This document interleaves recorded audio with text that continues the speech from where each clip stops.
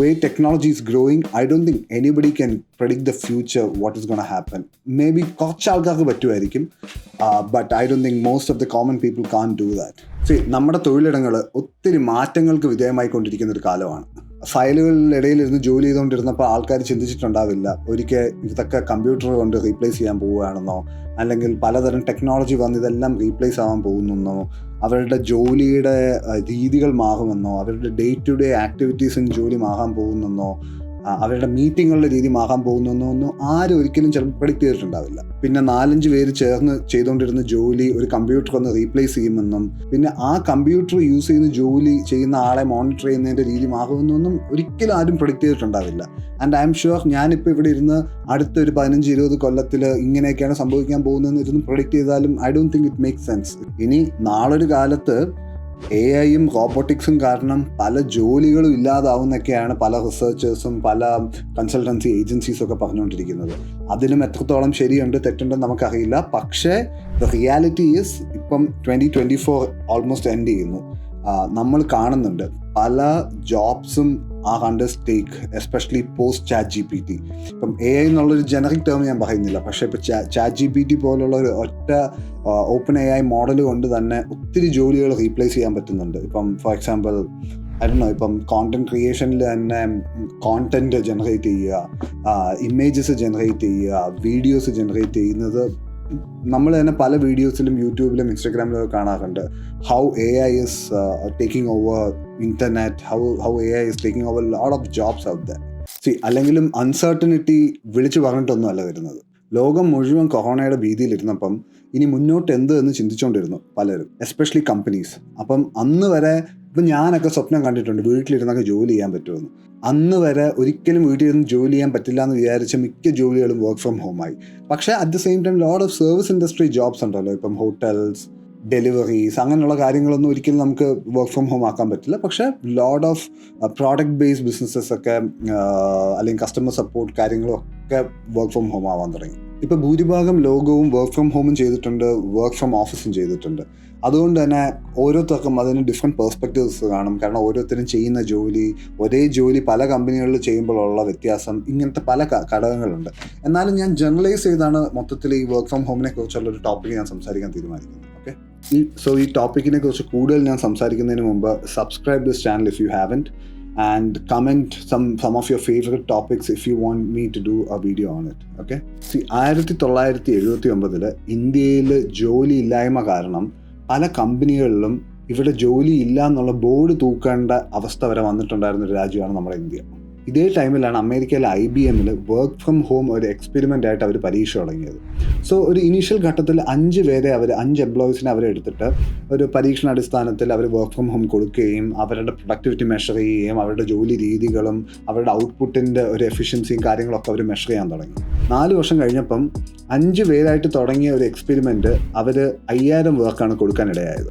IBM work from home concept success ആയപ്പം ബാക്കി IT കമ്പനികളും അതിനെ പിന്തുടർന്ന് അവരുടെ എംപ്ലോയീസിനും ഇങ്ങനത്തെ ഒരു ബെനിഫിറ്റ് കൊടുക്കാം, അതുമായിട്ട് റിലേറ്റ് ചെയ്ത ടെക്നോളജി എങ്ങനെയൊക്കെ നമുക്ക് ഡെവലപ്പ് ചെയ്യാം. കാരണം വീട്ടിൽ ഇരുന്നുകൊണ്ട് അവരുടെ കമ്പ്യൂട്ടർ വർക്ക് ചെയ്യുമ്പം ഡേറ്റ പ്രൈവസി ഇഷ്യൂസ് ഒന്നും വേറെ ഉണ്ടാവാതെ ടെക്നോളജി യൂസ് ചെയ്തത് എങ്ങനെ സോർട്ട് ചെയ്യാം എന്നൊക്കെ പല കമ്പനികളും ആലോചിച്ചുകൊണ്ടിരുന്ന സമയത്ത് ഇന്ത്യയിൽ കമ്പ്യൂട്ടർ വേണോ വേണ്ടയോ എന്ന് ചർച്ച ചെയ്തുകൊണ്ടിരുന്ന സമയമായിരുന്നു. 1991 ആയപ്പം ഇന്ത്യ ലിബറലൈസ് ചെയ്യുകയും ഇന്ത്യൻ മാർക്കറ്റ് ഇൻ്റർനാഷണൽ കമ്പനീസിന് ഓപ്പൺ ചെയ്ത് കൊടുക്കുകയും ചെയ്തപ്പോൾ ആ സമയത്ത് അമേരിക്കയിലെ ആൾക്കാർ അല്ലെങ്കിൽ വർക്കേഴ്സ് ആവശ്യപ്പെട്ടുകൊണ്ടിരുന്നത് സമ്പൂർണ്ണ വർക്ക് ഫ്രം ഹോം വേണം, അല്ലെങ്കിൽ 50% ഓഫ് ദി വർക്ക് ഫോഴ്സിനെ വർക്ക് ഫ്രം ഹോം കൊടുക്കണം എന്നുള്ള ആർഗ്യുമെൻറ്റ്സ് ആയിരുന്നു. What I am trying to say is, ഇവിടെ നമ്മുടെ എഡ്യൂക്കേറ്റഡ് ആയിട്ടുള്ള ആൾക്കാർ നാടും വീടും എല്ലാം വിട്ട് വേറൊരു രാജ്യത്ത് പോയി കഷ്ടപ്പെട്ട് തൊഴിൽ ചെയ്ത് സമ്പാദിക്കാൻ ശ്രമിക്കുമ്പം വെസ്റ്റേൺ വേൾഡ് പറഞ്ഞുകൊണ്ടിരുന്നത് work is something you do, not something you travel to, and work is what we do, not where we are എന്നാണ്. ഏർലി 2000s തൊട്ടാണ് പല അമേരിക്കൻ യൂറോപ്യൻ കമ്പനീസും ഇന്ത്യയിൽ വന്ന് അവരുടെ ബാക്ക് ഓഫീസസ് സെറ്റ് ചെയ്യാൻ തുടങ്ങിയത്. ബാംഗ്ലൂർ പോലുള്ള സ്ഥലങ്ങളിലാണ് മേജറായിട്ട് അത് തുടങ്ങിയത്. സോ അവരുടെ ഉദ്ദേശം എന്ന് പറയുന്നത് ചീപ്പ് ലേബർ ആയിരുന്നു obviously, and Indians were skilled and they had the advantage of knowing English. പല കാര്യങ്ങളും അവർക്ക് അഡ്വാൻറ്റേജസ് ആയിട്ട് വന്നപ്പോൾ അവർ ഒബ്വിയസ്ലി ഒരു ബാക്ക് ഓഫീസ് ഇവിടെ തുടങ്ങി, because they clearly found a opportunity in India. അതായിരുന്നു ഒരു IT ബൂം ഇന്ത്യയിൽ വരാനുള്ള ഞാൻ ഈ IT ബൂം എന്നൊക്കെ പറഞ്ഞാലും മെയിൻലി ബാക്ക് ഓഫീസസ് ആയിരുന്നു. പക്ഷേ അതിനെ ഞാൻ ഒരിക്കലും നെഗ്ലക്റ്റ് ചെയ്യില്ല. കാരണം അങ്ങനത്തെ ഒരു ജോബ് ഓപ്പർച്യൂണിറ്റീസ് ഒക്കെ ഇന്ത്യയിലോട്ട് വന്നപ്പോഴാണ് we got exposed in to a new kind of world.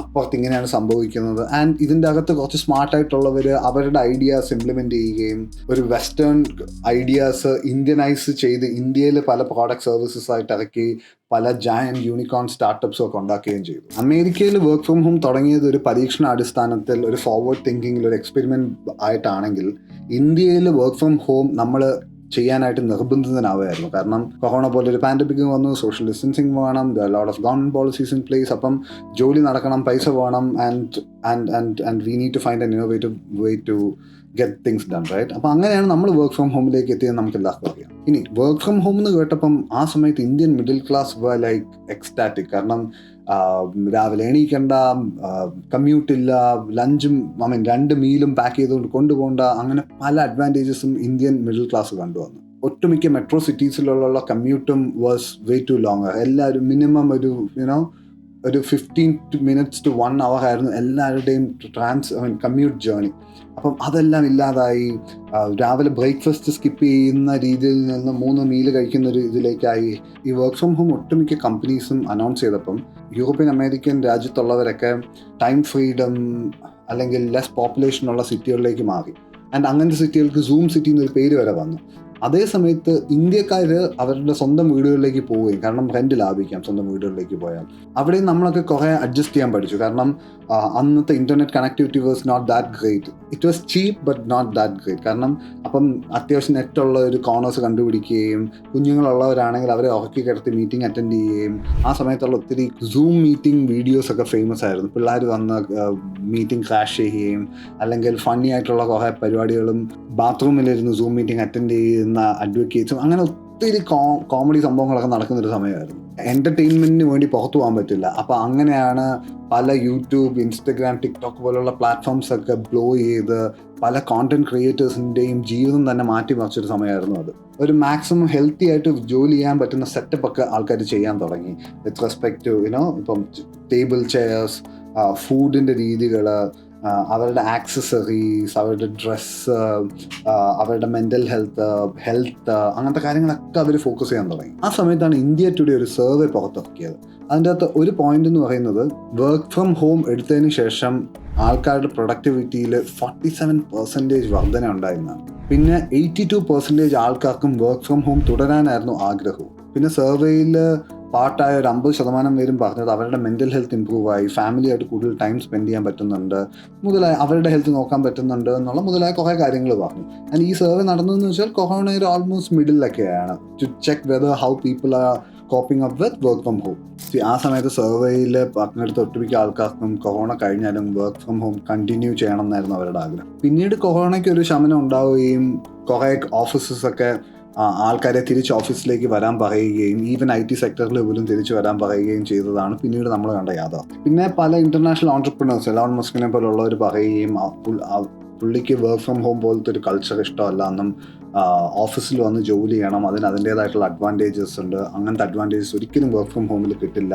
അതിപ്പോൾ ഒരു കമ്പനിയുടെ കൾച്ചർ ബിൽഡ് ചെയ്യാനായാലും, ഒരു ടീമായിട്ടൊരു പ്രോജക്റ്റ് ചെയ്യുമ്പോൾ അതിൻ്റെ സക്സസ്സും ഒക്കെ പുള്ളി basically wanted to support work from office rather than work from home.